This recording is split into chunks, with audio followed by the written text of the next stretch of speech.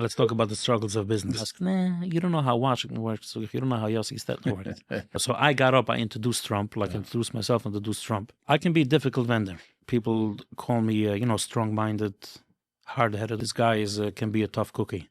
The mala is, if you want someone to tell you how amazing you are, go home to mommy. People ask me, no, you think you're always right. I said, why should I take the wrong side of a debate? Yeah. He goes in with this idea of, I will hustle, I'll work all night, I will do this, I will turn the world over, I'll spend money. If people want to struggle less in business, stop trying to fix what's broken, make better what works. What are you talking about? This is self-centered, self-serving, egomaniacal stuff because you want to be the rich guy. You want to be the guy doing this, sponsoring that, funding that. You have a healthy wife at home. You have kids at home. What skill have you done to have a wife? Kids are running around happy or sitting in school. Was there a time that you told the person, close the business? It's time to close completely?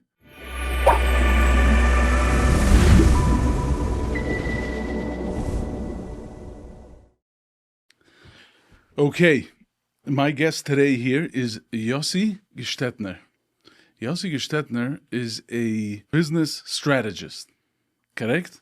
Very good. I didn't want to tell you before the session. Yeah. First of all, let me start out by saying hello to everyone who's tuning in, and of course, Paschem B'Kvod Chsanya, that I greatly appreciate the opportunity.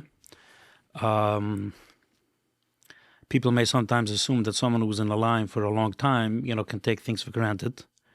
It doesn't work this way. You always got to be active. You always got to be on the go. And if you're not on the go, the world passes by without you. Correct. Nobody cares. Nobody waits around for you. Right. And so I appreciate you reaching out, and I'm very, very impressed with the shop that you have set up here. I think most people on camera wouldn't understand what I'm seeing. This is truly fascinating, truly amazing. I think you should actually give a tour for other podcasters how to set up a room. Right. You walk in and it's ready. It's no 15 minutes schlepping mics one way or the other. Right. And I didn't want to say before the meeting how the introduction should go because I wanted to test what is my brand in his eyes. Right. So you use the term business strategist, so that's good. Right. So, all right. So you also wear a few hats. Yeah. You have, you're involved in a PR company. Yeah. You're involved in politics a little bit. You publish articles. Yeah. And so you wear a lot of hats, and you also have a no-nonsense approach. It's very interesting. You have a way, I read your stuff in Yiddish and in English, and I see that there's no fluff. There's no fluff. You go straight to the point in your articles and when you talk. And sometimes it's not so feel good. Sometimes it's not like you're not massaging people's backs. What you're doing is you're telling the truth, and it's a very interesting concept. And you're a straight shooter.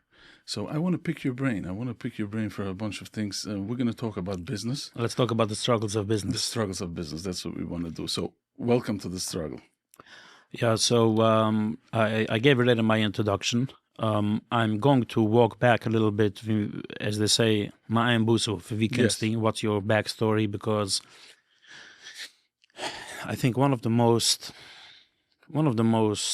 popular things for people when they see someone who is successful in a certain arena or they think they're successful is they want to hear what is that person's story, whether it's the personal story, what's the story in business. Correct. What are certain things that they may take from that, and how can they apply it to their own life or their own business.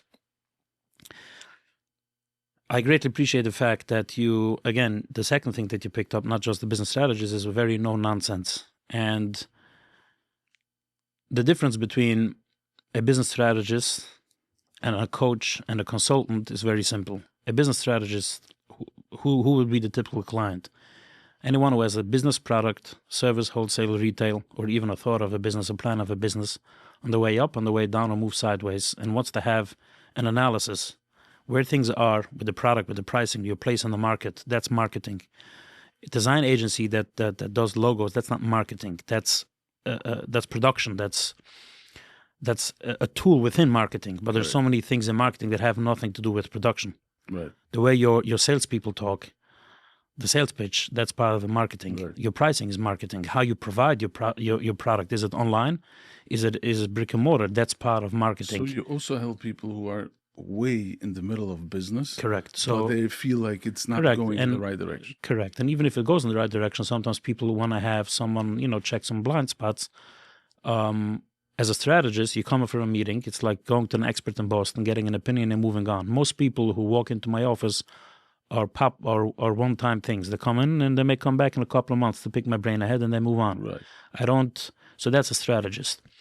A consultant would be someone who does a specific service for a specific period of time. It can be an HR consultant. You have a huge business, you want to cut your overhead by 10%, and they would come in for a specific time to restructure that. You can have an IT consultant who would come in and rewire everything. That's a consultant, and those things would generally be for an extended period of time with a specific scope. And then there's a coach. A coach works with your Schwierigkeiten, your Schwachkeiten. It has nothing to do with the business strategy whatsoever. From A to B. It doesn't necessarily push you. Maybe it doesn't push you. Maybe it tells you why are you pushing yourself. Maybe you don't need it. So my point is that a consultant would be a byproduct of a strategist helping guide the company what to do. Right. And a coach would be, your Schwierigkeiten of not being able to get up on time, or how to delegate, or how to fire people, or how to hire people. Right. That's what a coach deals with, your inner Schwierigkeiten and challenges that have nothing to do with the business.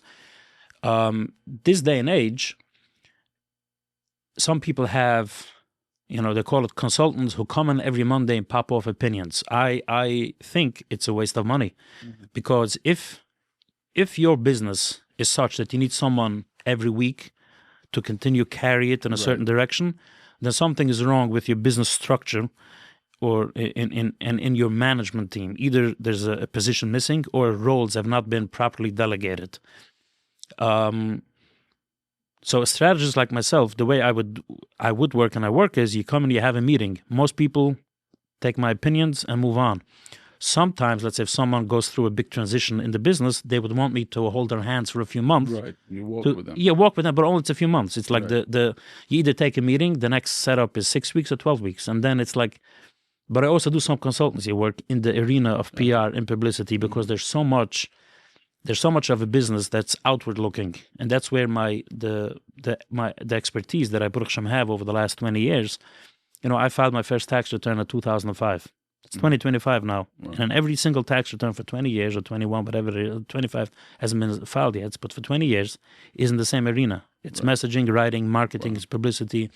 So it's a huge blessing for my Eibishter that I was able, that he led me to continue to hone in a certain brand and a certain professionalism and a certain line. And I always tell people ask me, so what's the difference between you and what to call marketing agencies? I use the term that I'm a dietitian. I tell you what's good for you, what isn't good for you. These restaurants, these guys are like restaurants. Walk in, what do you want to order? They cater. Yeah. They feed you, run up the bill, and have a nice day. Right. It's not cholila to besmirch what they do. Just the opposite. I coordinate sometimes with people, but not everyone needs that service. Right. And that's not something. To identify what you really need. Who is for you and who is not. Correct. Let me ask you a funny question. How important is it for a person, before he starts a business, he comes to Yossi Gestetner, he wants to sit down and iron things out. He has an idea, it has a couple of dollars on the side, and he wants to iron out. How important is your personal mental health and important, let's say, shulam bayis, your relationship with the children, your relationship with yourself before you even start the business?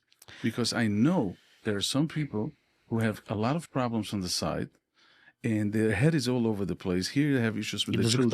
There's a person who, before he goes into a joint venture with somebody, I know that he sends him to a professional to evaluate the person if you can be laser focused on this business. So this is, before we even talk business, start business.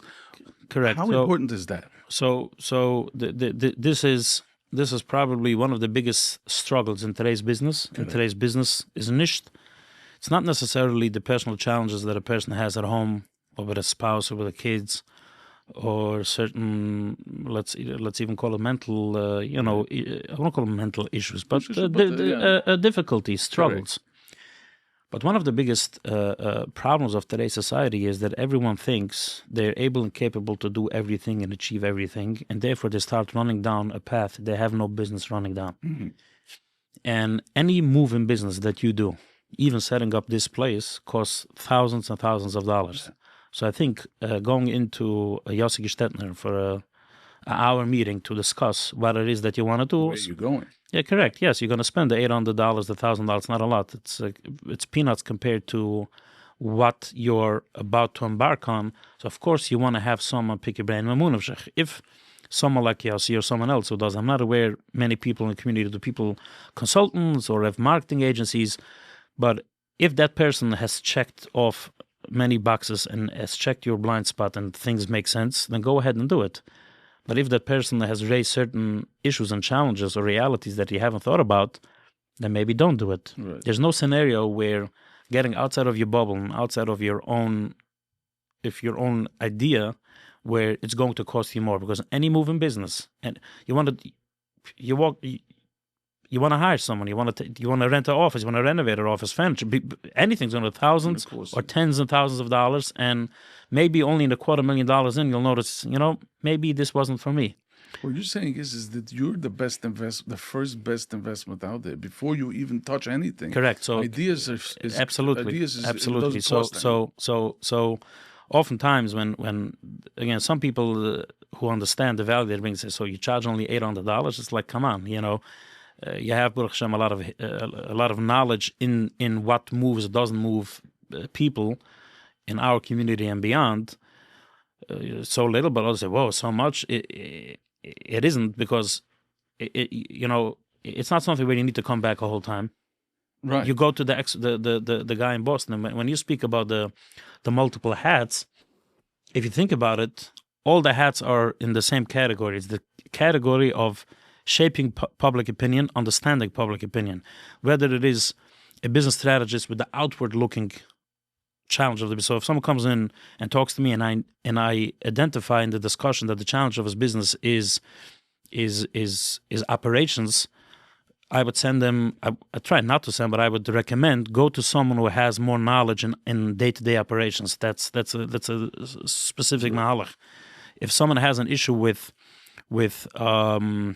the way employees work, you have 8, 9, 10, 12, 15 employees. There seems to be some redundancy or a confusion who is reliable and responsible for what. Then you would want to go to someone. Sometimes coaches can be good in that because they understand everyone's mishigas. Again, you need to have an understanding of business administration. Right. I Baruch Hashem, have a degree in business administration with a focus on marketing from Torah. So. But in terms of all the hats, it comes down to the same of shaping public opinion, whether it is a strategist with a focus on marketing, whether it is as a commentator on current events in Yiddish or in English, and even in my advocacy for many years for this community under the OJPAG brand, again, what was the function that we did? Articles, press releases, videos, research studies. And you learned how people respond to certain words, to certain things. Correct. And how let's say you have to move people to the ballots. And correct. So that because that is really moving people's minds, like in exactly. So whether it's in business, whether it's policy, whether it's politics, it's all about shaping and framing public opinion. Whether it was as a volunteer or as a commentator or a business strategist. So it's all in the same arena. And so the first thing, if anyone has any thoughts, people ask to run a business, of course, go into a business strategist and talk it out. And people always ask me this question when they're in such meetings is, do you think it's a good business idea? And I always answer more or less along these lines, which is most business ideas are good. Genuinely good. People are creative. It's fascinating. Yeah. The question is if you have the temperament, the money, and the ability to pull it off. The resilience. Correct. It isn't about if the idea is good or not. It's can you do it? Right. If you're married with a few children and you have already a budget in the 6-digit numbers, right. and it's going to you don't have the time to build this business, so you don't have the money to cover your bills and also put in the money in this business. What are you doing? Still a good idea, but It's a great there's idea. No money, it's just it's not for you. You not can't for do it. You can't do it. And you're very blunt like that. You tell correct. them So- straight up what they. And what happens if did you ever find that you told the person the truth and they did not like what you had to say? So I've had situations where people literally the life drained from their face in meetings. They were so convinced and so serious about it. They up and motivated. And especially people already like a half a year into the business. They plunged already tens of thousands of hundreds of thousands of dollars, and especially if it involved their spouse or a shit of. They were so certain, so convinced. People ask me, well, you think you're always right. I said, why should I take the wrong side of a debate? Okay, that's just me trolling. But it's difficult when people when the bill comes due. Yeah. I've seen faces change color. Wow. And I don't think people get angry with me, but they are taken aback because, again, if you go into a restaurant, the guy behind the waiter's not going to come and say, how much money do you spend on food this month? You were yesterday at the other restaurant. Why are you here today? Yeah. But I think you may lose some weight. I'm going to give you some. That's not the job of the waiter. It's not the job of the restaurant. Right. When someone goes to the dietitian, you start talking. Hold them accountable. I don't want to use the term holds accountable because you're an adult. You got to hold yourself accountable. I don't take accountability for whatever anyone does in the business. Right. I give my opinion. I would say take it, take it or leave it. Yeah. And that's actually the mala, the upside of being a strategist where you pick your brain and move on. Because if a person can't stand my bluntness or my directness and it takes offense to it, move on. Have a nice day. Now, there are, however, as I said, I do consultancy in the arena of the publicity, the outward part, the outward-looking part of this line of work. It's not just a specialist in Boston. It's a specialist that has a room that can provide some services. I can be a difficult vendor.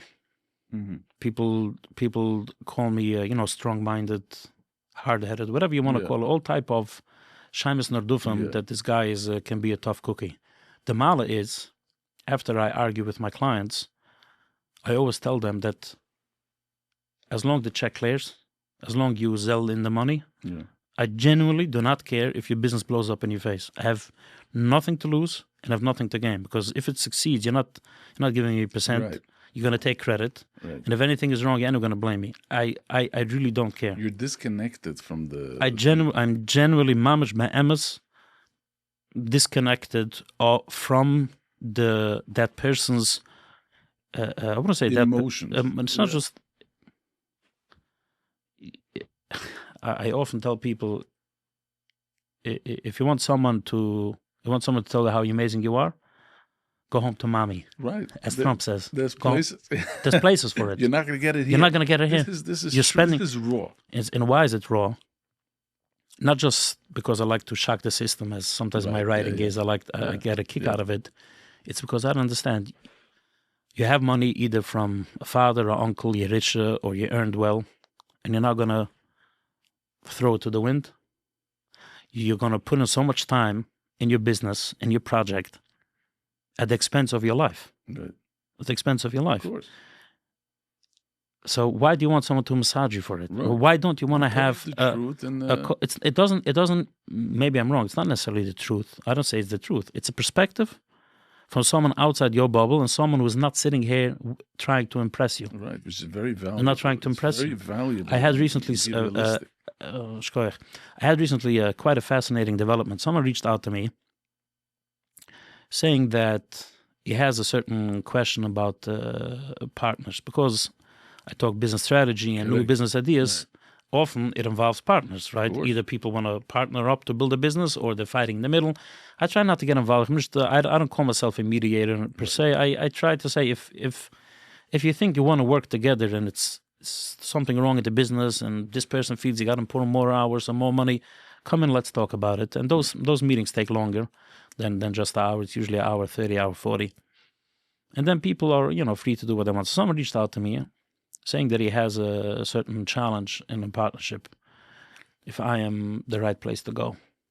So I responded with my default email. I have a note that I respond by. It's a default text. I sent it in.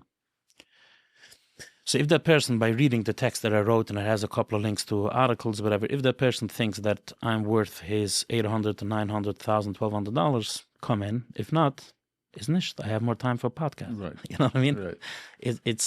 I'm not busy every day and a whole day, and even sometimes I'm more productive. Sometimes I'm not.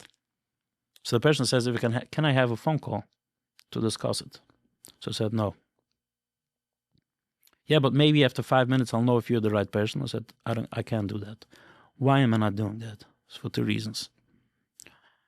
Number one, 9 out of 10 people who are not sure if I'm for them ultimately don't end up coming in. So I'm not going to waste my time on the 1 out of 10, Right. or even the 2 out of 10. It's a waste of my time, waste of my energy.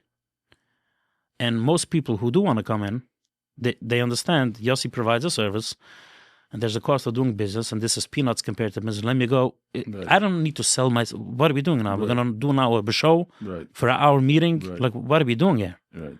You're not making multi-month commitment now. Right. And the other reason why I didn't want to. So that's the one reason. The other reason why I didn't want to talk to him was he met me at a wedding and he said, "Yossi, you pushed me away. I didn't even know it's him, whatever. I'm very bad with names." So, which is funny because sometimes I MC events and You lose the. I joke around. I look at the paper. Names is schrecklich. So he asked me, "Yossi, you pushed me." I said, "Why did I push you away?" I said, "Because if you spoke with me 5 minutes, would have come in." I said, "I would have come in, and then what?" So I told him the same thing. And the other thing is, if you have a challenge with a partner, and I talk to you before the meeting, I lose the potential objectivity, or even the other person's sense of me being objective. It's like at the Torah. You don't want to. Yeah, but again, correct. Put it But, in there, like I don't want to take any sides. I want to hear the complete. Correct. Entire story. Why am I saying this? Is on the question is that's the truth. It's not a matter of what it doesn't. It doesn't mean when 2 people would come in that the truth is with this guy or that guy. Right. I want to have a clean board perspective. Right. I don't want to talk with one partner over and before the other. Ich bin nicht neugierig. Right. Because I genuinely don't because know. You want to have a clear mind to really look at it from all sides. Exactly. But again, on the question, on the point is, the truth, I don't know what the truth is. Right. In terms of Moshe Amos of Jerusa Amos, you know what I mean? But in terms, I don't know what the truth. I give you perspective. Perspective from a different angle. Correct. You're getting a perspective from someone who, again, going back. And then you can come to a balance because you're like so much into this. He says, you know what, maybe look at it in a different way. You can come in the middle if you find that this is for you. Exactly, 100%. Now, let me ask you another question as far as, for a person before he opens up a business, as a strategist, he comes to you and he says, you know what, I have this idea and how important is it for him to have a deep understanding, really a deep understanding about Eminna, Betuchen, because what happens is that he goes in with this idea of I will hustle, I'll work all night, I will do this, I will turn the world over, I'll spend money. But when he comes in and says, listen, sit down and understand that you have to make a shtadlis. Understand that you're building a vessel that a bunch of them should give you atzlocha and it should give you shefa. Things will fall into place if it's meant to be. You start your business with a complete different idea. The sales is different. Everything is different. It's like what's meant to be is meant to be. It's I'm not saying ishtadlis is important. So this is the one thing that I prepared in my head for this podcast was this part of the struggle. In this society, in this day and age, everyone walks around with the assumption that they can achieve everything. Everything is for them. They can do it. It's very narcissistic. But that's how people are. And the bigger charbim is that they wrap their emina around us. Wow. Elaborate. Oh, correct. I want to understand. You asked the question of, where does emina play a role? So, things are so bad that people wrap their emina around it. That if HaKadosh Baruch Hu gave me this idea or put me on this path, then it must mean so and so. What happens? Right. Menulach. How do you know? Just because you like to do something, maybe that's something that you should do for charity. What does it have to do with business? And if you like something in business, a certain line, who says you need to do it as an entrepreneur? Maybe do it as an executive for someone else. Correct. And at age 23, you don't have the experience or the knowledge that someone at age 30 or 35 has to do it. So people wrap their, I think I want to do this, and I feel that it's a message from him. What I mean? What I mean? Well, how do you know? You want to hear something about a message from Shemaim? Yeah. It was in the first Trump administration. I was in the house of a certain. You actually met Trump once. Yeah, right? of course. In 2016, I put together an event. How did that go? Did you feel anything? We'll talk about that, but I want to let's focus because this is crucially. I think the biggest struggle in the hunting business. Everyone walking around, people who are 5.5 are struggling to behave as if they're 6 foot tall, and if they don't, if they can behave like they're 6 feet, they become angry, and one day they wake up with the conquer the world, and then in the next day or the next week they're down to zero again. You're not conquering the world, you're not down to zero, you're 5.5, and that means is as you're someone who's 5.5, 5.6, you should put less items on the upper cabinets, right. And you should also have a step stool if you need to reach it. Don't walk around you're not 6, you're not 5'11". There's nothing wrong with you. That's what and this is and this leads people into Michigan struggles. They wake up with a pumped up. What are you pumping? What are you doing? Settle down. Easy. Settle down. So people get all worked up and for things that's completely outside their reach, and they think, what I mean, if I felt it in the college book, maybe sent you this way, that you should learn that you can do it, or you should see the other Shem everywhere. Who says that you got to chase it? So here, Maaser, at the beginning of the first Trump administration, 2017, I wrote an email to someone very close in the Trump orbit, and I was doing that as I was sitting in the room of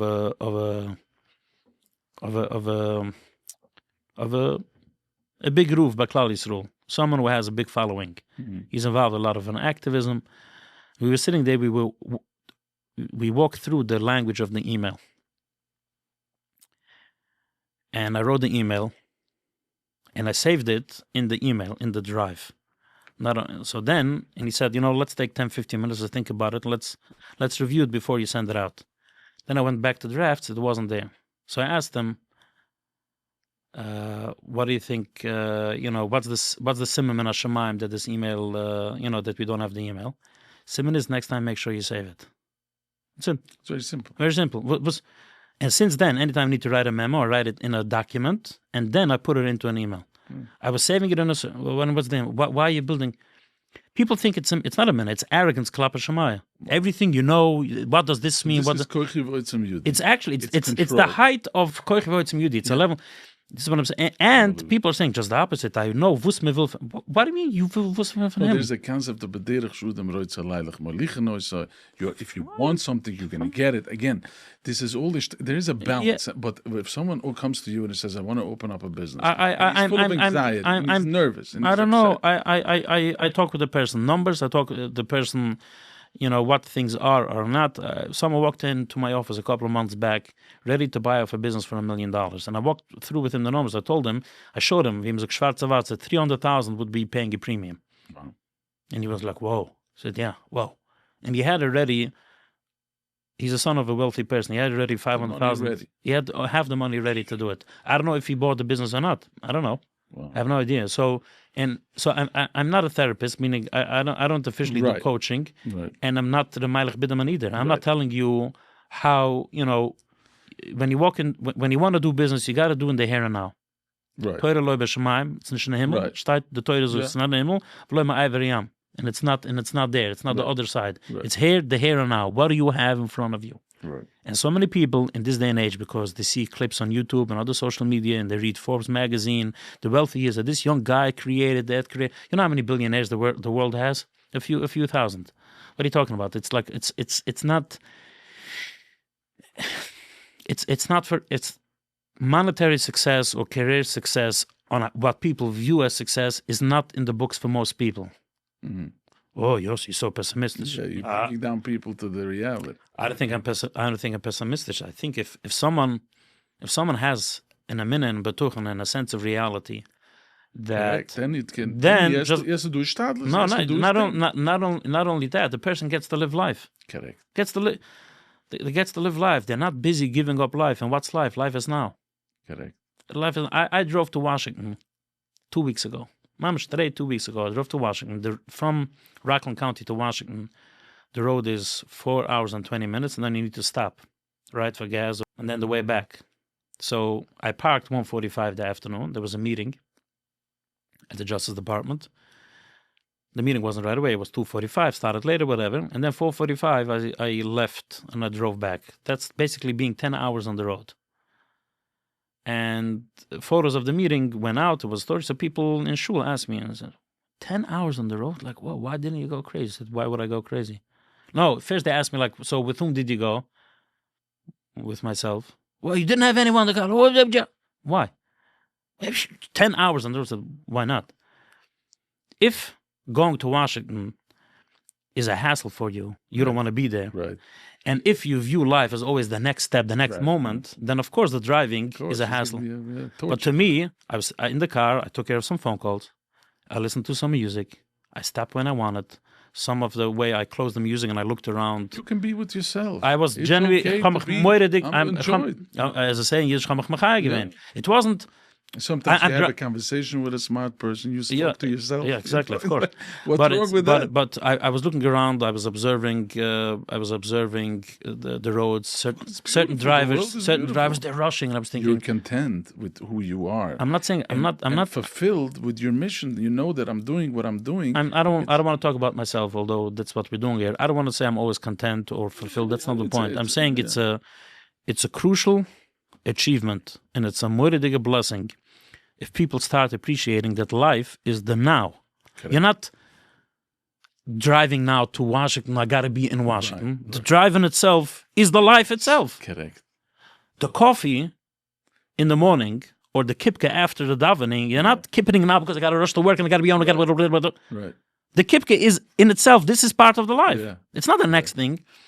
So one way how a person can get there, independent of what Ramaylich Biderman or whatever else, Y.Y. Jacobson, whatever gives them inspiration, is to understand that achieving certain heights of perceived success is not in the books for most people. And if it is in the books, it's going to happen anyway. I have done zero in my life. Nothing. There's nothing that I did this way or that way that got you where that you are created now. That for 20 years I'm in the same line. There's literally nothing. So you're not self-made, is what you're saying. Literally not. HaKadosh Baruch Hu gave me a certain mindset, certain life experience, certain tools, and gave me opportunities to use it. As to saying, okay, so what about the Stadlis? Oh, we got to do a Stadlis. So when the Struggle podcast reaches out, don't say no. Right. Opportunity presents itself. It's workable. It's not at the expense of something else. Make it happen. The way I look at people is that we are the Bechira, and when it comes to Bechira, how we operate, we are like the puppies that get dog walked by our humans. Sure, we have the Bechira to walk on the grass, walk on the curb, but we can only go out when our human takes us out. We can only go as far as we want, and when the human said sit, we're going to sit one way or the other. Yeah. That, to me, is much more a minna and much more geschmack to live. It's everything. It's everything. It's a real minna. That's what it is. It's a real minna. You surrender, you let go, and you let God. Correct. Another thing which is a struggle, again, especially for entrepreneurs, and it's this day and age is very popular. It's always, why do I feel this or why do I feel that? You feel it. You feel it because HaKadosh Baruch Hu created the person to be happy, sad, animated, agitated, calmer, ruhiger. Right. Maybe you feel this way because the heat in the house is too high. You got to make it cooler. Yeah. Maybe you ate too much sugar. And even if you feel it as was, why does every feeling need to be perfect? And again, I'm far from the calmest guy. I'm not necessarily a calm person. I get agitated quite quickly. Also bin ich. It doesn't mean I don't have a responsibility to do certain things. Yeah. Right? You're a work in progress. It's a work in progress until you die. Yeah. Absolutely. Why is it, back to money and back to struggles? Because a lot of struggles that people have in business is not the struggle of business itself. Yeah. It's the expectation of what they can or cannot achieve. And also, why is it image is involved in it, because we have to live up to the judges. Correct. There's a certain money that we have to spend, and we were going to talk about it later. I ask people often this question: what have you done today or yesterday to breathe? You have done? You have a go-to you have a can-do attitude for your breathing? You got a 5 o'clock in the morning for your breathing? As long as you don't sit on a sofa and eat jelly beans for 3 days, your breathing is going to be okay until HaKadosh Baruch Hu says otherwise. Correct. It's that simple. Right? You can't breathe in gas, and if you're going to go and breathe in gas because a mishagas went into your head, because that's what the human wanted you to. You got to do a basic Gestetner. So my question to you is this, and to everyone, not to you, but I ask people all the time: why do you assume that when it comes to $1 revenue or money in your pocket, why do you assume that this is completely in your? Why is it here where you're so all worked up? All in control. I'm not even talking about a kol neshima tahalal ka. I'm not even saying now about being grateful. I haven't even touched about it. Touch that. I haven't touched that. But why are you all worked up about if I do this and for the dollar and for the business? What happens? You don't do it for the breathing. Why? Have you ever seen the galaxy? How big the galaxy is and how small the world is in it, and how small you are in it. Yeah. So you think what? That everything is figured out except for your stupid dollar because you live in the United States in 2025. For your not business, for your ego. Success, a lot of money. And I can cut a check and I can give an opinion about this cause and that politician can come to my house. It's a self-serving ego. It has nothing with avoid, has nothing with the minna. It's a chazarai. Why is the dollar? Why is the dollar more important to you as an achievement or of a having than the fact that you're breathing healthy on your own? Correct. It's again, Nachemel, the dollar. If you think what HaKadosh Baruch Hu gives you, you think you're balamina, you're not. I'm not talking to you. I'm talking to you. Yeah. If you think balamina because I did this, I did that, he walks into shul and he doesn't talk about davening and they schis, he should have more money. And they schis, do schis am ganz for the money. What have you done? What schis have you done to breathe? Yeah. What skills have you done that your ears are working and your eyes are operating that you can watch me rant at you? You haven't done anything for it. So why are you out there doing this skills, that skilla for $1? And we're not talking, meret nicht du. We're not talking here someone to have basic panusa. We're not talking situations where someone doesn't have literally to put food on the table and new shoes for the kids. We're not talking about that. The Eibshalopit and the Unichushev Kemes is real. Yeah. If someone doesn't have panusa, if someone can't provide, you feel dead inside. Yeah. It's Eibshish Zalopit. The Eibshish Zalopit. But we are not talking about that. We're talking about the arrogance from building the business and doing this and achieving that. This is where you're so obsessed with HaKadosh Baruch Hu. What are you talking about? This is self-centered, self-serving, egomaniacal stuff because you want to be the rich guy. You want to be the guy doing this, sponsoring that, funding that. That's what it has Gunish mit Neibish. And many people watching this clip are sitting in an office, right? You have a small screen on your computer watching this. You have a healthy wife at home. You have kids at home. What skill have you done that to have a wife, to have everything falls into place, to have a shtickl shulam bias, and your kids are running around happy or sitting in school? You have done zero for that, zero. But the dollar, what do you mean? Skilla days, and so so to tell me that it's a lack of a minute, people are wrapping the. I'm not judging. I'm saying it's a push of the shoot. You're missing out of life in front of you, and you're wrapping your emina around it. Correct. That's what it is. Unbelievable stuff. And that's why I can't be a coach because I'm going to be too rough on people. So let's talk a little bit about the background. Then we'll get to 2017, the meeting with Trump. I was born in the mid '80s. One of the youngest in quite a large family, single digit, but to the almost to the double digit.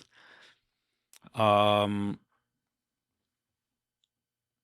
think every family has their own struggles, their own schwierigkeiten. Doesn't matter how things look from the outside or how it's structured. Correct. It can sometimes be a situation of extreme poverty, which can create certain struggles that not being poor does not have. A line someone said recently, a wealthy person told me recently, he was up and down and sideways. He said, Yossi, having money isn't so good as how bad it is without it. Yeah. Okay, so when puts things in perspective. When you say, some people put life before the money, some people put money before the life, but it's real. It's not all just 2025. It's emes in unichushev kemes. So, but again, it's so that can impact, and then also if parents divorce, can be challenging for the children, even if they don't divorce and they fight around. There can be a lot of challenges, and we had our host of challenges, just like everyone else has, and the Eibsh is halten the rechte hand of everyone and give everyone what they need. My father has a very good pen, and he's also a very good orator. He speaks very well. And I think that goes back a couple of generations of people from the father's side who speak very well. People know me as someone who knows numbers. Statistics, numbers, remember these things. You have a handle on on the Yiddish community, like how many people, the growth and nobody works on those numbers in the community. Correct. So that comes from my mother's side, and she was also very opinionated. So let's say, as a strategist, if someone comes to you and says, "I want to open up a retail store in one of these Haredi communities, Lakewood, Brooklyn," you would know how many children. Correct. Quadrupling in the correct. Sizes. By the way, unbelievable. Correct. So if you want to ask me in terms of retail, what's the best retail business in our community, is services for kids, services for children, hands down. I know. 60% of the Hasidic population is under the age of 18. You're talking about shoes, clothing, doctor offices, outings for kids. There are medical centers. The carriages are lining up around the block. Correct. So the most that's the best thing. Shopping for women, there's a lot of things out there in the allgemeine Welt where people are don't necessarily need it here. Of course, people can take the children to Palisades Mall or whatever, but it's like you call a friend, you call a family. It's like you want to go local. You don't want to be busy driving down. So that's a good service. So go back to the numbers. Your mother, that comes from the mother's side. Yeah. So jointly, and both of them were opinionated. Always had opinions on stuff and perspective. And I guess it spilled over to me too. And at age 15, I started writing letters to newspapers with opinions about current events, and mostly it was published. Sometimes in Yiddish and sometimes in English. Did they know that this is from a 15-year-old? I don't think. You don't even know? No. But you just sent a letter. Yeah, I just sent a letter, and it made sense, and it was edited. I didn't send it right away. I slept on it. Most of those letters back then was still written, but I also used to write with space, extra line, a jump a line. Made you feel good when you saw it in the paper Friday, right? Of course, yeah. So, and then not only did I write in Yiddish and English, I even got my name into secular papers, the Rockland Journal News. Wow. So, I certainly was on a path early on to use a pen and to present the message. Right. This was your bederich shudim roitzalaylich. But I think that part of how a person wants to be led is also baked in. You do it in a humble way. You're taking the Rebbein Shalom with you on the journey, saying, "Listen, I'm going to try. I'm going to do. The talent is yours, not mine. I do whatever. This is the way you live." I'm not so animated or worked up about the dollar than many people are. Maybe because I came from poverty and they never spoke to me. I see people who are 75 years old and never had money, or had money, and they both are the same. Your father never had a cheshivas. He never made it sound like you were missing something major or what other kids have. Because a lot of problems is that the children compare each other. But back then, in the late 80s, early 90s, there wasn't so much comparison. It was everyone, and then a few people were, they have money. Now it's everyone has everything. Everyone has money. Everyone has the daga of money. It was a different, those 20 years, 20, 30 years, many things changed. But it wasn't like, oh wow, look at this guy. It's like it was never a big. It was nothing major. So back then in 2000, 2001, 2002, when I was 16, 17, Chaverim of Rockland was in its second or third year. One of the early members was one of my brother-in-laws, son-in-law to us, and he had a friend who was more active in a little bit in the logistics of Chaverim. So they were saying, hey, maybe we should write a press release or write an article. So I remember back then writing an article for the Blick, 2002, I think it was. And I wrote an article to report on Chaverim. Then get this, a brother of one of the people in Chaverim said, this kid understands, because I presented the article very all-encompassing and a good pen. He said, you know what? This kid has a good pen. Yeah. There things are coming up. Maybe you can help us in some campaigns. Again, it was pocket money. Yeah. Shtissim. Maybe he can do stuff. So I started doing work for campaigns in 2003 already. I wasn't even 20. Wow. Okay, I was age 18. But small stuff. And what materialized in those years, or what came to be seen, is as I, Baruch Hashem, have an understanding how to take a point, digest it, and spit it out in a way where it fits into a tweet, it fits into a soundbite. Again, it was before Twitter, but people always tell me my standalone tweets, you land a punch or multiple punches, packs a couple of punches in one tweet. It's a certain message, message sharpness, which is crucially important. So I started out writing some literature for campaigns, and after the campaign season was over, it spilled into nonprofits to write brochure or campaign mailers. And then I started being involved in the wording for ads. And then I got involved in the creation of ads, in the art of ads. And then back then in the late 00s, the blogs were very popular, so you needed to be busy with these online GIFs. Yeah. So I became involved in that. So it started moving. It went from being an opinionated guy who writes letters to papers and then wrote something for Chaverim, and a brother from someone who was involved in Chaverim gave me some political work, which took me to nonprofit work, which took me from literature to the wording of ads, to the creation of ads, to overseeing more and more and more and more. And what happened throughout the years is, in order to have a good ad, you need to understand the strategy of the business. You need to understand it, because when someone opens the ad, the headline of the ad needs to be good. Right. The wording, the core message needs to be good. But the core message can only be as good as the business understands who's my client, what am I providing, where I'm providing it. And the ad needs to be in the relevant paper and the relevant platform. Place.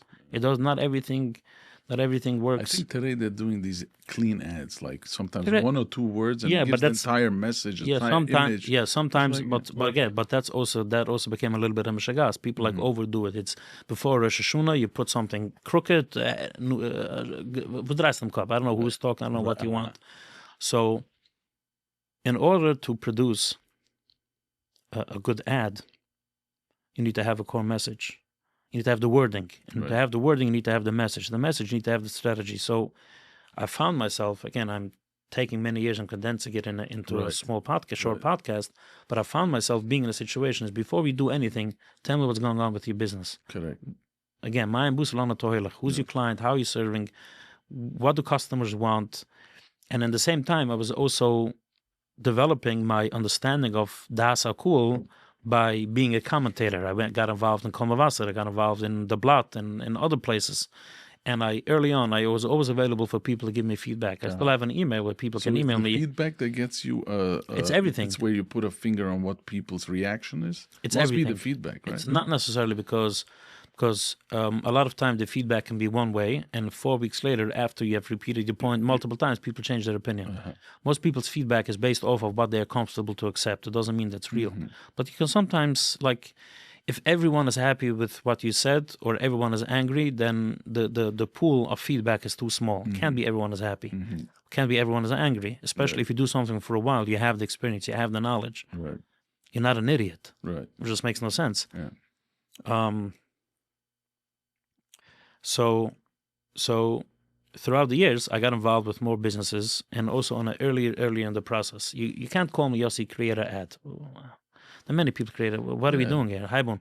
Yeah. What do you want? What are you doing? So it comes back to a strategy. Correct. It's always now, comes back if to it's a strategy. business that says, you know what, we don't have an in-house CMO, and we have this budget. Can you run it for us? If you can tolerate me, maybe. You know. So and throughout the years, one of the type of clients that kept on coming back again and again were the political clients. So I developed. Did you give them also strategy? You're focusing on strategy. You're not so much No, into it depends. the politics. So You're it more depends. into this is the crowd that you need. What are you selling to this crowd? So that came over time. Meaning, as the years went by, and I was involved in more and more campaigns and more companies, people started to give me more and more responsibilities rather than, hey, write something, as I used to do early on. It used to be, which direction are we going? What are we selling? And throughout the years, I used to take on very difficult campaigns. For example, Ken Thompson ran for Brooklyn District Attorney against Joe Hines. You do Brooklyn also? Of course. Because is there firms in Brooklyn who do the local? Because there's the local Okay, elections over there, today there have and been, there's Rockland. Yeah, but you do Rockland. I used to do a lot of campaigns, and not just Brooklyn, and I used to impact Monroe and Long Island and Five Towns, whatever. Right. Queens, yeah, of course. Ken Thompson, for example, he ran as district attorney against Joe Hines in 2013. Right. That was a very, very difficult project to pull off. Right. So that's where, for example, I was involved in. They both died already, no? Yeah, I think so. But that's where I got involved a lot in the strategy too, of how are we pushing votes in this community, or how are we keeping people who would vote for Joe to stay home? Because we knew every 10 people who go out and vote from the Heimische community, or the Chassidish, is going to be 7 out of 10 for Joe Hines. He was the incumbent and whatever. Then Ruchi Fryer ran for judge in Brooklyn. This Ruchi Fryer, for a woman to win a judgeship in the Chassidish place was unheard of. Right. And I co-managed. I ran the campaign. Yeah, I co-managed. I used the humble co-manage because someone else was involved. You know, manage, no problem. So what happened was, over time, people were like, okay, this guy takes on the impossible.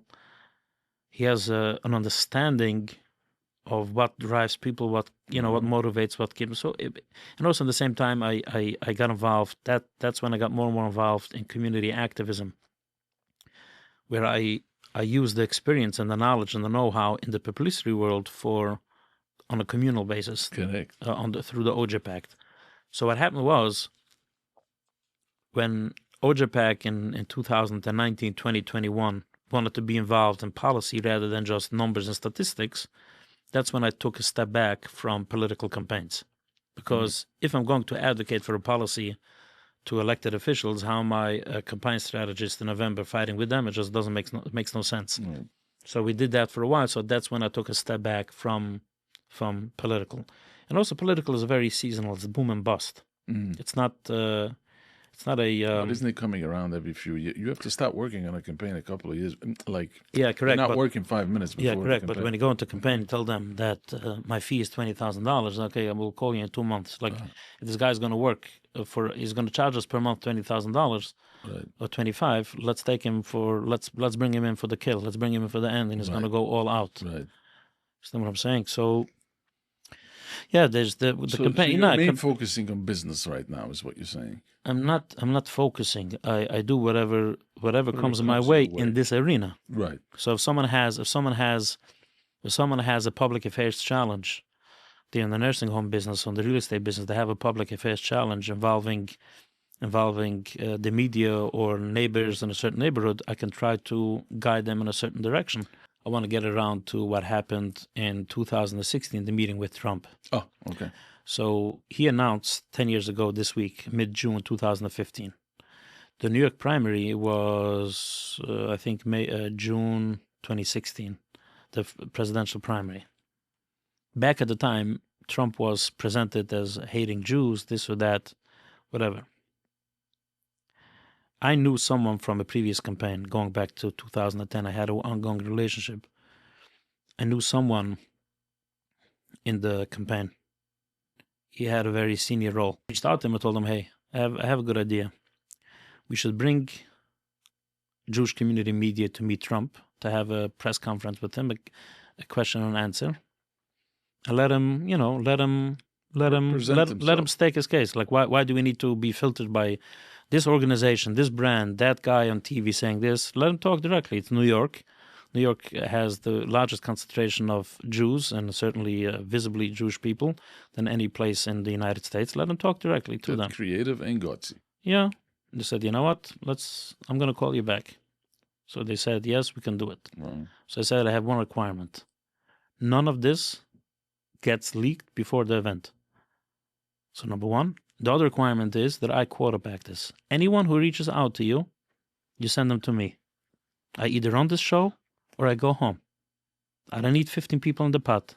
I know how to do things because that's, again, the path that I've been led on. Let me do my work. And I remember reaching out to writers and, journalists from across Yiddish papers, online papers. The online platforms weren't so strong, but they were, coming of age at the time. And I told them all, this is totally off the record. Don't talk to this guy or that guy. People needed to give me their name. And I'm not sure if I needed the last four of the social. I don't think so. But the legal name I needed to collect and the affiliation of the paper to make sure that's being checked. Because at that point, I think whether it's own security or Secret Service, I don't know. And no one spoke anything about it. And then before it. And then we went to Trump Tower. Went on, 16th floor? I don't even remember. Went into a big conference room. Before the meeting, I remember meeting also Corey Lewandowski. He was then the campaign manager. I got to know him at the time. I didn't know him before that. Trump came into the room. And then once he was in the room, that's when the rule was that once you're in the room, you can start posting. That story went off like crazy, like Trump meeting, and everyone blew it out. Everyone blasted it out there because they had their own platforms and they had the newspaper. Everyone was, and the joke is from the first phone call until after the event was not even 48 hours. I got it done that quick. That's why I said, don't get in my way. Please let me do my job. Right. You were the only one who spoke? So I got up, I introduced Trump, introduced myself, introduced Trump. I remember bringing to the meeting The Art of the Deal. I wanted his autograph. I forgot to take it, but I had the book over there at the meeting. My wife brought it along. Then he went around the table. People asked him questions. And then he left the room, and then it was, then it was what it was. How long was that meeting? I think an hour. An hour? Was he give you an hour? I think so, yeah. Oh.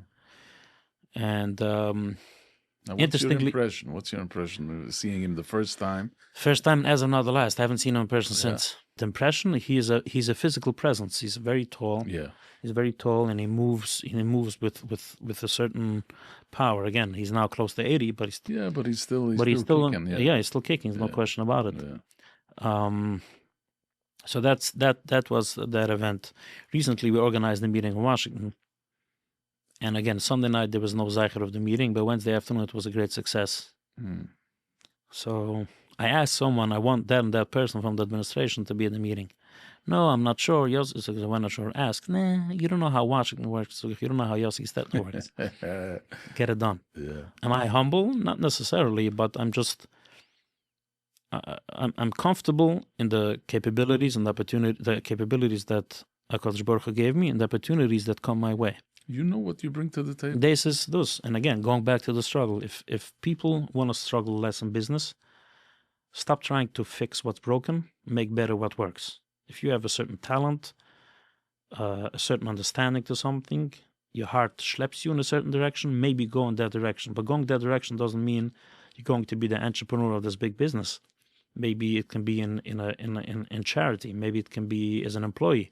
But I do think people shouldn't go into a line. That's another zach. Like people want to go into lines where they can make more money. It's Zayin Shemas because because they look at this guy's making money or this. First of all, you don't know who is. Your passion is not there, right? Is that what it is? It's not your passion, it's your interest because it's got noch water. You don't know which line. You don't know if you're going to make money, how many struggles you're going to have until you're going to earn big money, and how long the money is going to last. So how are you going to? If you went into a line because of the money and then you're 12 months in and you're bleeding money, you're not going to continue in the line. if you're in this line for money, and not only aren't you earning money, you're losing money, then you're going to leave this line because it doesn't give you. That's what I'm saying. Yeah, it's like it's you don't work a day in your life if you love what you're doing. Correct. So if you're going into something just for the money, you don't like this product, you don't like to sell, or you don't like. Correct. Now, But there's the caveat to that, because I think a lot of people, certainly the first 5 years of work, let's say from age 20 to 25, while they shouldn't go into a line based on money, I don't think they have a real understanding what it is that they like or don't like. They've read. This was my question. I was going to ask you: how does someone find their talent? Which means, how can he identify what he likes? Because he is like you as a strategist. I'm asking, coming into you, and he says, "Listen, I don't know. I like cooking. I like food."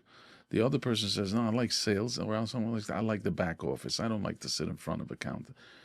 How does someone find and focus on what he is good at? Will you as a strategist again, let's go back. Find I do business strategy, and I don't necessarily coach people. I think I would be too tough, too rough on people, and I would break more people than help.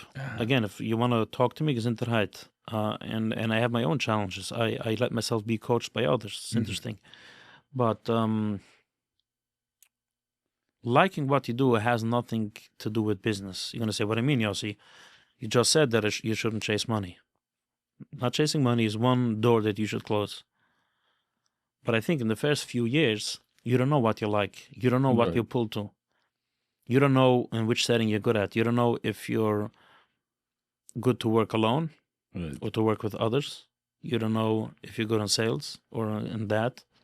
You have no idea.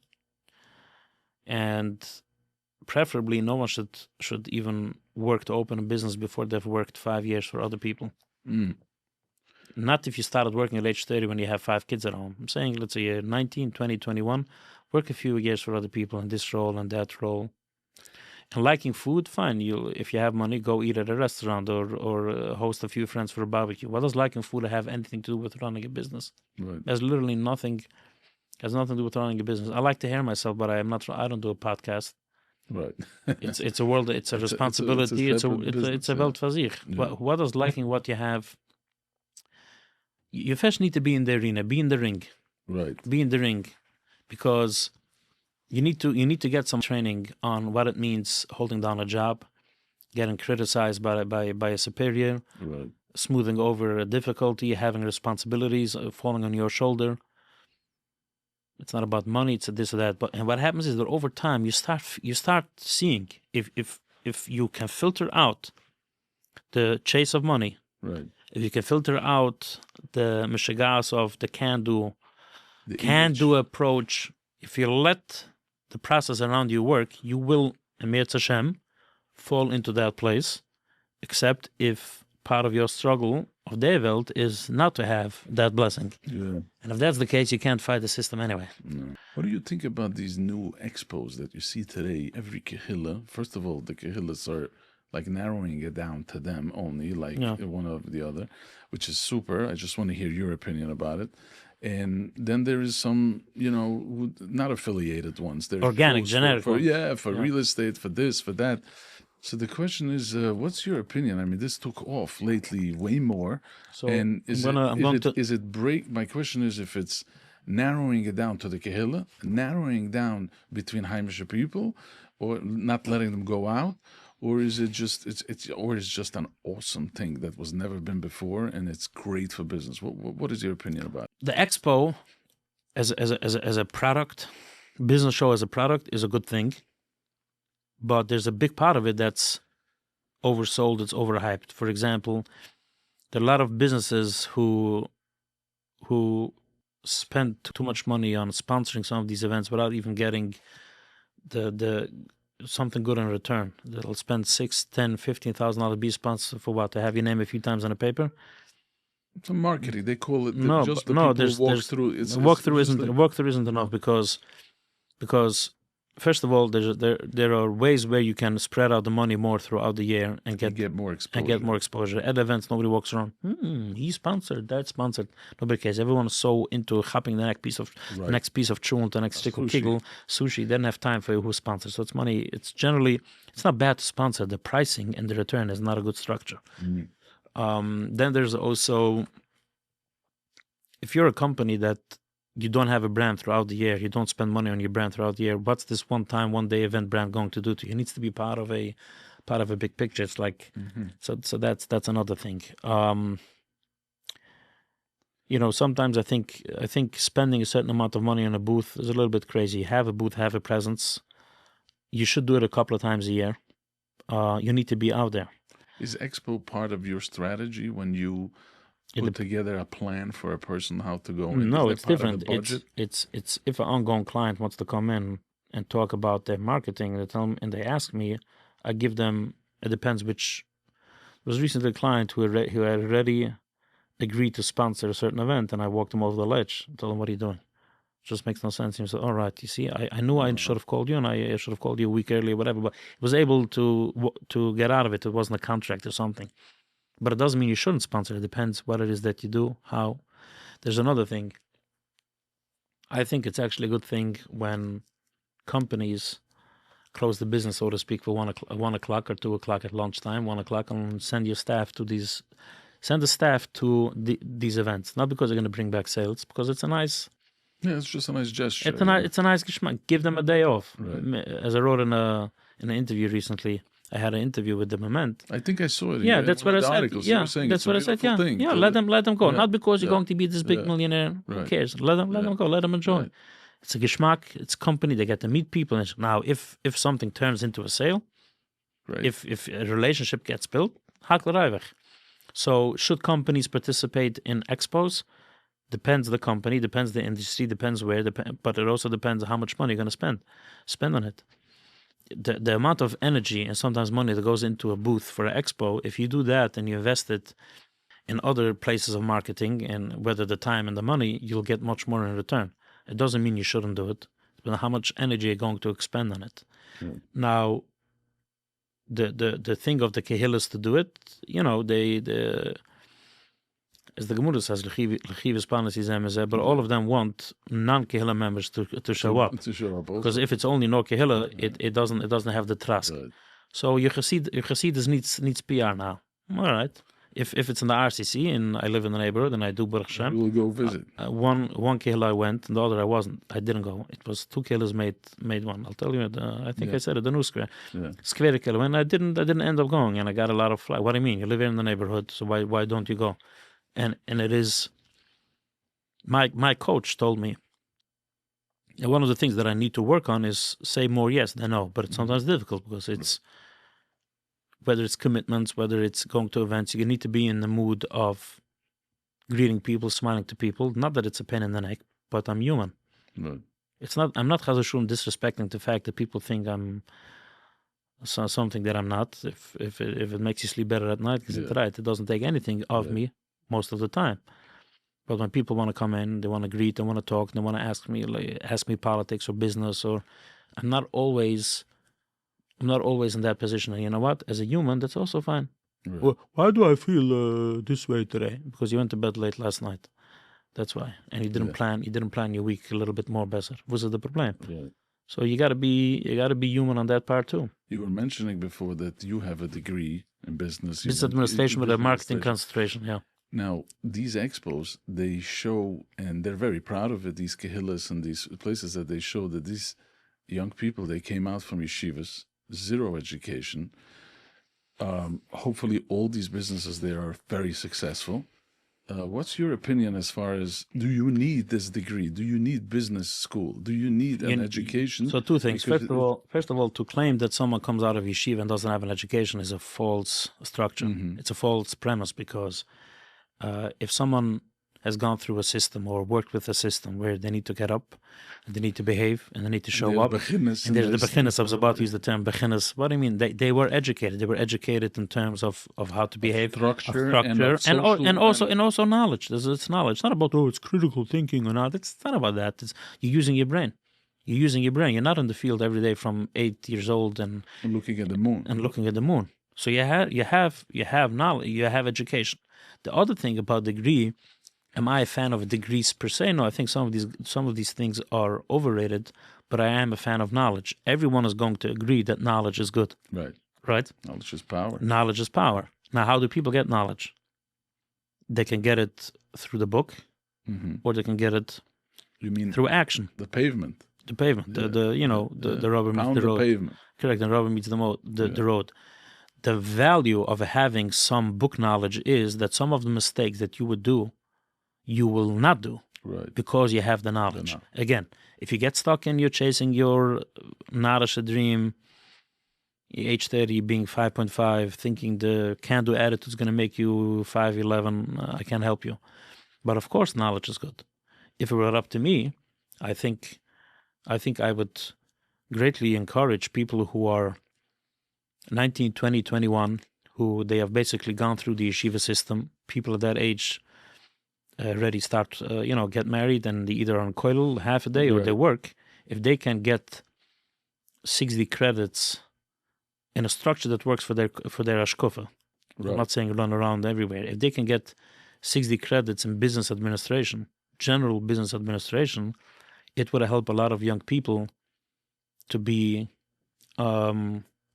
successful, or to increase the chance of success. There's the status of increasing the chance of success. There's no such a thing that not having knowledge puts you in the same track as having knowledge. Doesn't mean you're going to have more money. Not necessarily, but if you're anyway going to have the same money and working less, why not do it? Knowledge helps. Right. Now let me ask you a question. If someone comes into you and he's in the middle of the business and it's going down, or whatever the case is, he's in a panic, and he tells you that it's the economy, how do you respond to that? A business needs to make plans for the economy going down.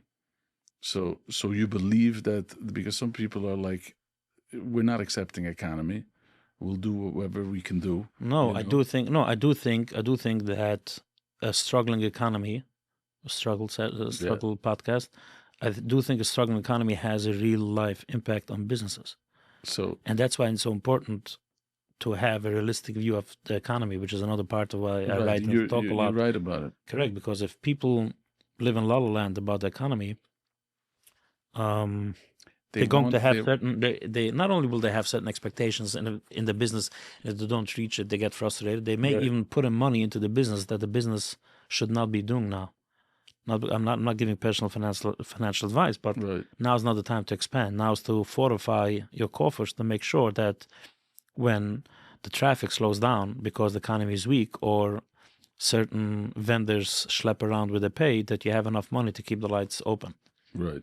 And sometimes you may need to fire some people, which is a mesechta for sich. Yeah, because this is like firing is sometimes even more than hiring, is more important than hiring, because if that person brings the business down, then you got to know who to fire. Okay, a specific person bringing the business down, that happens even in a good economy, but I think businesses can potentially, it cuts both ways. Sometimes businesses hire too many people too quick, and they throw around money that, if it's done a little bit more masider, they have more money. And sometimes even firing certainly shouldn't happen from one day to the next. You need to have a real assessment of, when to fire and how to fire. It needs to be done. It needs to be done with rachmunas. If your business, you have to have empathy. It's not so simple. No, it doesn't matter if it's Jewish or not Jewish, single, married. It doesn't matter. Yeah. When someone gets fired from a job, it leaves an impact on them. I was going to ask you about it, because there's bosses who run the business like a tyrant, and there's sometimes managers who I'm talking about employees, adults, married, are going home sick, crying. They have a budget. They can't leave the job. The wife is there. There's rent. There's tuition. So that's the employee. Through a job. So that's the employee part. But let's first talk on the employer job. Let's first on the employee, then we'll move over to the employee. So what's a typical compensation that people get these days? I'm not talking someone who has 20 years experience. I'm not talking 1 year experience. What's the wages out there? I don't have the specific numbers, but let's say someone has $1,500, $1,800 to $2,000 a week, right? It's a rate of 75, 85, 100,000 a year, or even more. If you're a company and you think you need to fire that person now rather than 2 weeks from now, it's going to cost you $4,000 more, and your company can't buy this cost, do yourself a favor, close the business.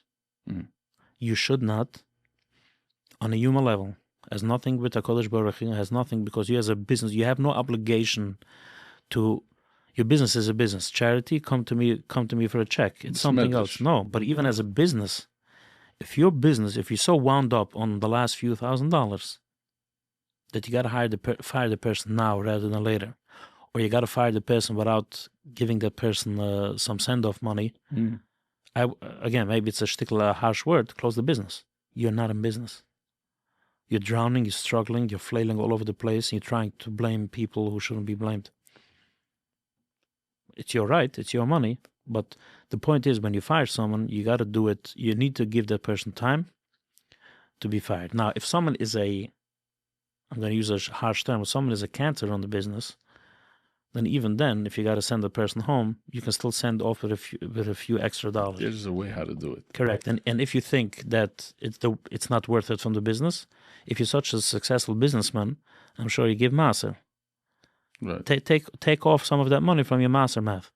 Was there a time that you told the person, close the business? It's time to close completely? I never tell people to open a business. I never tell people to close a business. I never tell people to hire or to fire. I discuss. I debate. I give them perspectives. I give them some pointers on the map and go out there and do your own thing. Because you find that you haven't. No. Is that a relationship that people have with their business for them to close no, it, because even though it's bleeding? They have such a hard time. No, because you haven't hired me to be your COO. Right. You never hired a COO. You haven't given me a partnership in your business all these years to collect some of the benefits. I'm not going to take your up or down or sideways in the business on my shoulders for a stupid $800. Right. I'm not doing that. Right. I'm giving you perspective. I'm giving you potential knowledge, and we're looking at different corners. Now, if someone comes back from a job where they cry,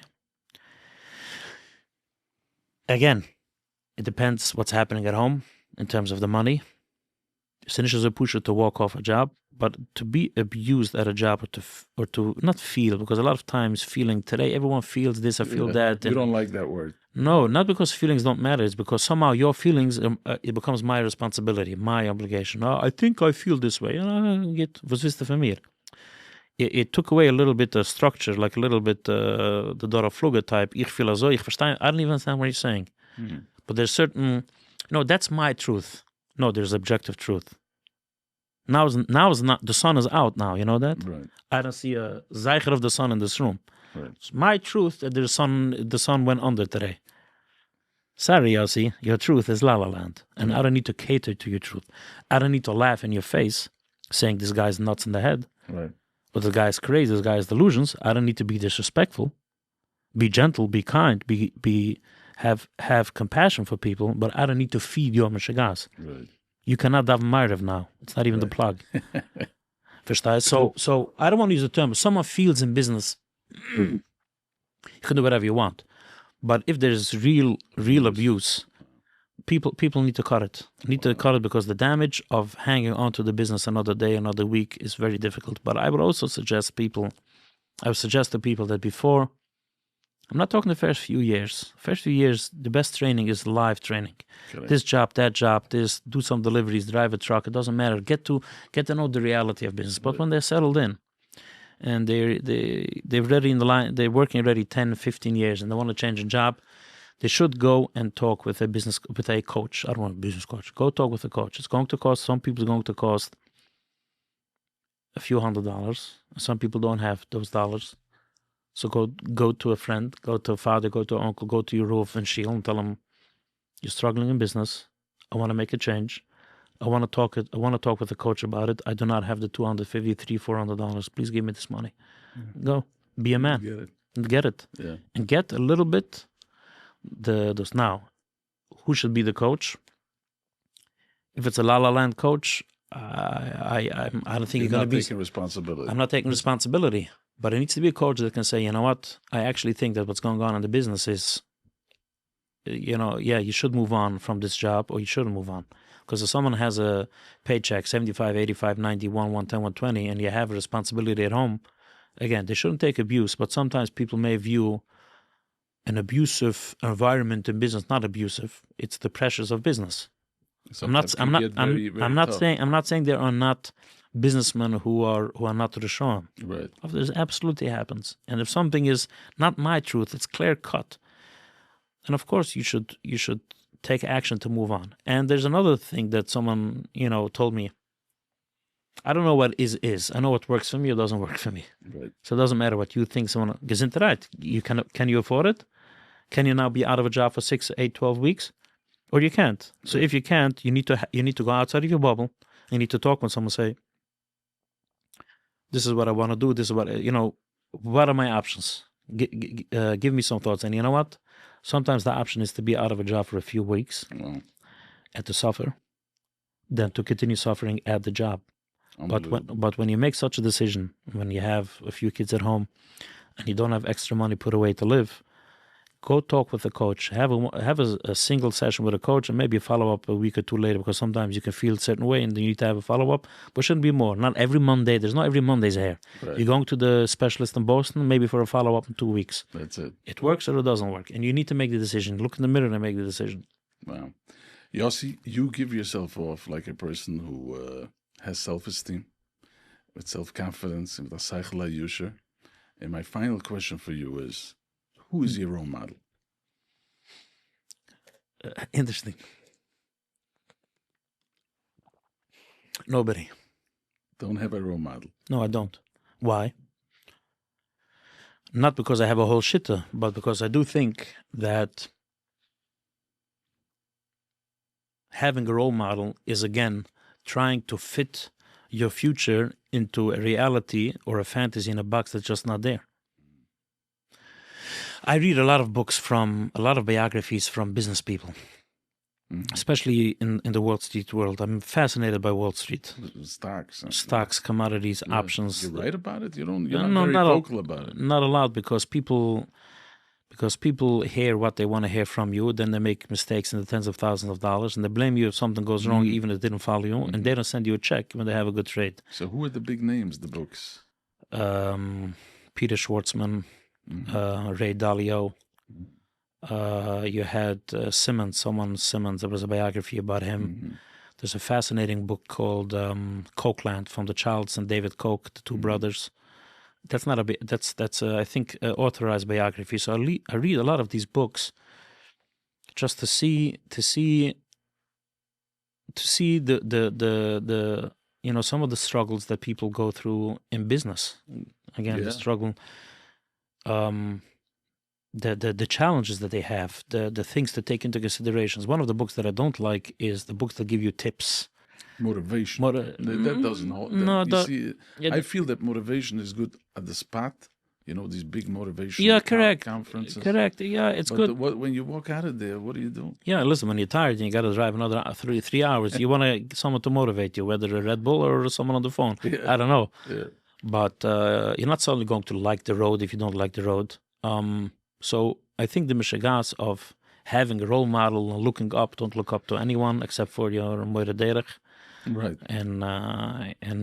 But to take inspiration for a day or a week, or to have a knowledge, to have a context of how to do things, I think it's good for people to be read up. I think it's good for people to live outside the bubble. Now, it doesn't mean that I didn't have people who helped me along the way. Right. One of my aunts, she doesn't live anymore, was a teacher. And she gave me a lot of English books when I was 15, 16, 17 that I improved my writing. One of my sisters helped me a lot with the writing. Right. And then I took a high school diploma after yeshiva, and then the degree came later. So I'm not saying you shouldn't have knowledge. I'm not saying you shouldn't look around. I'm not saying, but it's funny because on the one hand, I tell people, don't have all this big, grandiose ideas. Be humble. And on the other hand, you ask me, who's your role model? No one. It comes from the same place. You have your own story. Right. You have your own path. You're unique. You're an unique. Individual. It doesn't matter. Siblings from the same household are not the same. No. The same experience. Sure. They're not the same. They have different talents. They had different relationships with their parents, different places in the pack, different experiences in school. Yeah. It's not even the same. Right. And that's that. Another thing that I think that people, I want to say they should do, but I think it's it's a big nasoyan, but it's fascinating to do, is to work on Maaser. Yeah. Maaser. Yeah. But Maaser, but people, again, ich bin nicht kan dain, although I like Halacha a lot. Maaser is of the money that you have. Money coming into the money gross profit. Gross profit doesn't, because if you have a 20% tax rate, that's not my money. I didn't earn the money. Right. It's the rest of the money. Right. It's the rest of the money. Maaser is what not. about businesses that don't have constantly? It's not a payroll that you can take. It's throughout the year. Money. So how should people count their Maaser? Yeah. It's not money in the business. It's money that they take. The payroll, you were saying. I have no idea. If you have 2 cars, one for the family and one for the business, the business car, you can argue, is a business expense. You need to move around for business. Right. And if not you being a business, you would generally have only one car. So that car is not your personal. It's not your personal expense of Maaser. But the first car, it is. If you go out for a dinner to an expensive restaurant, it has nothing with tax. It has with your own honesty and integrity of how you. Again, if you don't want to give Maaser, don't give Maaser. I mean, don't explain to me why you shouldn't give. I don't care. It's okay. Nine. I'm saying, how do you work with it? The same thing. Same thing. Let's say you go out for a dinner at night, an expensive dinner. I would argue, and you take along a friend. I would argue. Let's say you spend I don't know what people define as expensive. Let's say $400. Yeah. I would say from the $200 that you spent is yours, add $20 to your Maaser math. Wow. Because you spent now money that is actually, it's your money. It's not for the business. Wow. Now, if you went to Washington for business and you rented a car, that's part of, you need it. You need it. Yeah. You're saying luxury. You're saying what you bring home. It's what you bring home, but it doesn't matter. It doesn't mean it needs to go into your personal account, even if it's something that's legit. It's a legit business expense for tax purposes, because the system lets you do it. But by you, again, you want to fool someone, problem. I don't care. Right. But if you want to do it, then there's also other people say, "Oh, schalimit you can give from Maaser." So again, if you want to go with the loch is also you have a chiyuv. You have a chiyuv to be mechanech your kids. Right. The sons. Right. Certainly once he's a gila chenach. So that's a cost that you have. That's not a cost to give. Tzedukah. It's not tzedukah. Now, if you want to take the schalimit for your daughter and deduct it from Maaser, but then you drive around in a luxury vehicle, you haven't fooled the system. You fooled yourself, you idiot. Yeah. Yeah. Why do you want to give Maaser? Because you believe in the blessings around Maaser. Yeah. So you want to cut the system. You want to cut corners. But that's how I talk to people. Not that I berate people that they're short. I'm saying, what are you doing now? You want to prove me something? Right. I generally, the deepest part of my heart, couldn't care less if you give Maaser or not. I couldn't care less. Yeah. But if you want to know how to do it, that's the way how to do it. Be honest with yourself. Right. Be honest with yourself. If you filled up gas on your car for $50 from the business, and maybe it's legit business expense, but it's also add to your Maaser sheet $5, your own Maaser.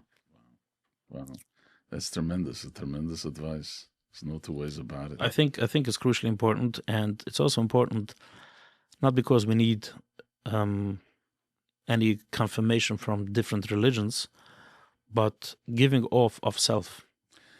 Giving and growing is what fulfills a person. It's very difficult. Difficult to give and grow. In yeshiva, in the older age, but when I was in the older age in yeshiva, I used to hand out the supper, the dinner. But I used to get at the time $40 a week. It was only for dinner, like 10, 15 minutes a day to hand out the supper and whatever. $40. And I gave Maaser off of that $40, $4 a week. Wow. That's when I started. It's an assignment. It's a motivating assignment. You see the money, you worked so hard for it. But you've seen, what you're saying is that you're at tzlucha and everything that's going on in your life that you're grateful for. You feel. I don't know. You don't put it together. No, I don't. You just do it. No, I don't. But this is what I'm saying. The Mishnah. It's not a skilla. I think because this is clear cut. It's clear cut, and it also works. What's the biggest struggle in the hante Welt? Money, money, money, money, money. Yeah. When you take away from your money, nemes harop, especially when everyone, it's a nemesis, it breaks you a little bit. So it's a brecht. Yeah. Especially when everyone has, not everyone, many people have the spin, well, you can do this, you can do that, you don't have to. Right. And because it's all around the money, neem maar op van zich en geb. Neem maar op against your grain is what you're saying. Exactly. Because everyone is so obsessed with the money. Yeah. And I don't dislike money. I haven't said once, oh, you think you're going to be happy with money? Yeah. I'm not sure it's so good with money, but certainly bad without it. Yeah. Okay? Yeah. Let's be real about it. I'm not dissing the possibility of I'm not, ich mache es nicht weg. Right.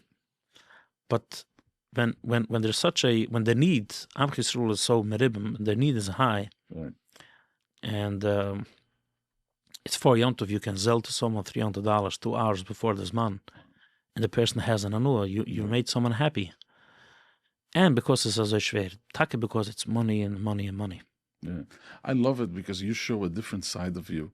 In paper and in writing and in business, you have this different approach. But on the inside, you're like so humble.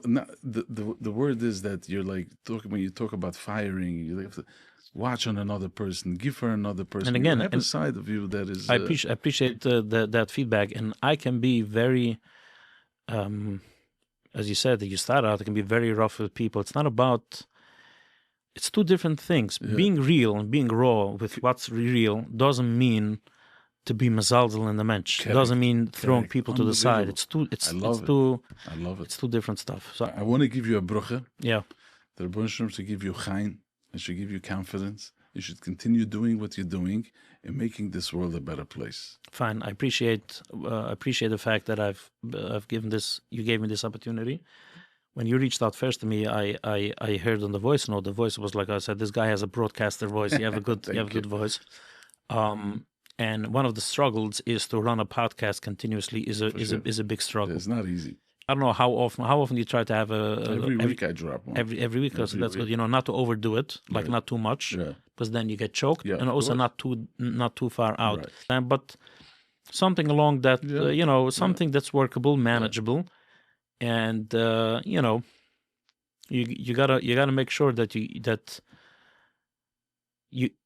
you get something out of the Zach itself, even without a secondary. Meaning, of course. Meaning, if you have a geschmack of talking to people, of course, the passion is there. Is the dose fine? The wusse kennen rauskommen, kannst du nein. Correct.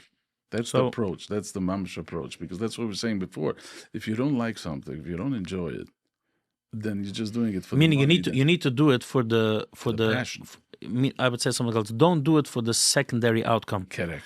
Don't do it for the secondary outcome. It's like, as I wrote in the Moment column before Pies, like sometimes people buy something expensive and they have it on the table and they're sitting there Friday night, Yom Tov night, and no, where's the geschmack? Where's the nothing's happening? Right. Because he went and bought something for a secondary, not because halt, let's say that certain pieces of silver. The younger generation doesn't like it. You need to be, I think, like 45 or above to appreciate silver. Silver. It was a mashigas, and of course. Maybe in Hungary. Maybe it's coming from Ungarn. No, it's not. I think something. No, I think what changed is that we are in a disposable society. Everything's disposable. Everything comes. Everything goes. Silver is a But if you like the silver on the table because you think it's nice, if you buy it, I'm going to do this, and then what? If you're doing something for a secondary thing, if you're doing this because you want to have sponsors and earn some money, you can cholila go bust very quick. But it doesn't mean you shouldn't try to get sponsors. Shouldn't do this. But the focus, the initial needs to be, you know what? It's a little bit the chase of getting someone into this. It's a bit schwer, but when it's in, and I get feedback from people, and I write comments, and people have a nua, people need inspiration, people need motivation for maybe a Red Bull motivation, however much it lasts. That's something, and if you'll continue working with that, not overextending yourself too much, like you got to do, and not being too hard on yourself. If a podcast came up a few days later, take life as it gives it to you. I think you'll succeed. Thank you. I really appreciate it. It's good. That's lukken. Dank je,